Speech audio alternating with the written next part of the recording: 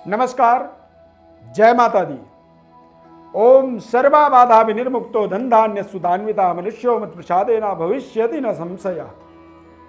मैं अरविंद आप सभी का अपने इस नवरात्रि साधना विशेष प्रोग्राम में बहुत बहुत स्वागत करता हूं। 10 महाविद्याओं के अंतर्गत चतुर्थ महाविद्या माता भुवनेश्वरी के बारे में आज हम विस्तार से बताएंगे कि माता भुवनेश्वरी की कृपा हमारे जीवन में कैसे हो सकती है।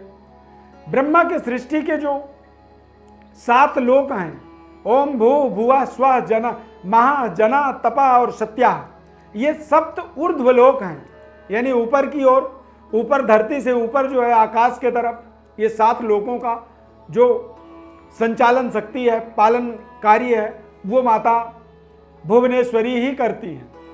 मणिद्वीप की अधिष्ठात्री देवी माँ है। इनका जो बीज मंत्र है ह्रीम, ह्रीम मंत्र के अंदर ही माता भुवनेश्वरी विराजमान है।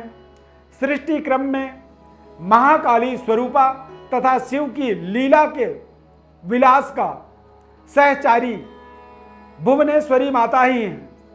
यानी जो भगवान शंकर लीला करते हैं उसमें उनके साथ भुवनेश्वरी माता का ही स्वरूप लीला में जुड़ती हैं।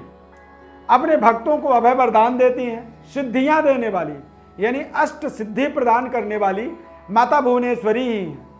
साधक को भक्ति का बोध, योग, क्षेम और माता भुवनेश्वरी ही मतलब एक तरह से वहन करती हैं, उसे उठाती हैं, जिम्मेदारी योगक्षेम की प्राप्ति करवाती हैं।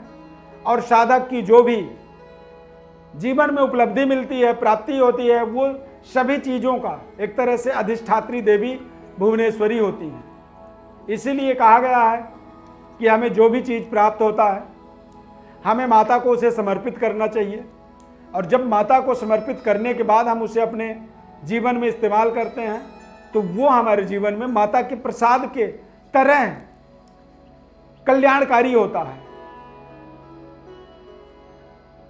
मतलब यदि हमने कोई उपलब्धि प्राप्त की, हमें जीवन में कुछ बड़ी उपलब्धि मिली और उस उपलब्धि को यदि हमारे अंदर हम उसे दैवी कृपा मानते हैं तो हमें उसे देवी को समर्पित कर देना चाहिए और उसके बाद उसे माता के प्रसाद के स्वरूप में अपने जीवन में उसका इस्तेमाल करना चाहिए। ददाति प्रतिगृह्णाति नान्यथैसा प्रसीदति, यानी कि जो भी आपने दी वो माता को ही हमने दे दिया और फिर उसे प्रसाद के तरह अपने जीवन में हमने प्रयोग किया। और जब आप उसका प्रयोग करते हैं तो वो आपके लिए कल्याणकारी होता है, आपके जीवन को समृद्धशाली बनाता है, ताकतवर बनाता है और आपका जीवन विशेष तरीके से देखेंगे कि समृद्धशाली बनता चला जाता है। जीवन आपका मंगलमय होता है और 10 महाविद्याओं की साधना में आपकी संलग्नता, आपकी रुचि, आपका जो एक कंसंट्रेशन है या एकाग्रता है वो निरंतर बढ़ता चला जाता है।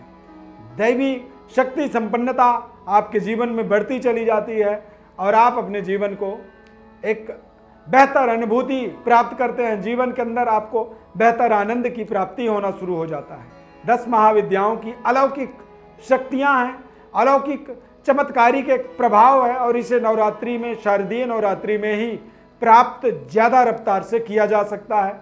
इसीलिए हमने प्रयास किया है कि शारदीय नवरात्रि के अंदर आपको कुछ खास बताया जाए, आपके जीवन में कुछ खास परिवर्तन का मार्ग तैयार की जाए जिससे आपके जीवन में एक महत्वपूर्ण बदलाव हो सके। हमारे चैनल को आप सब्सक्राइब करें, लाइक करें, बेल के बटन को क्लिक करें, निरंतर हमारे साथ जुड़े रहें। बहुत बहुत धन्यवाद। जय माता दी।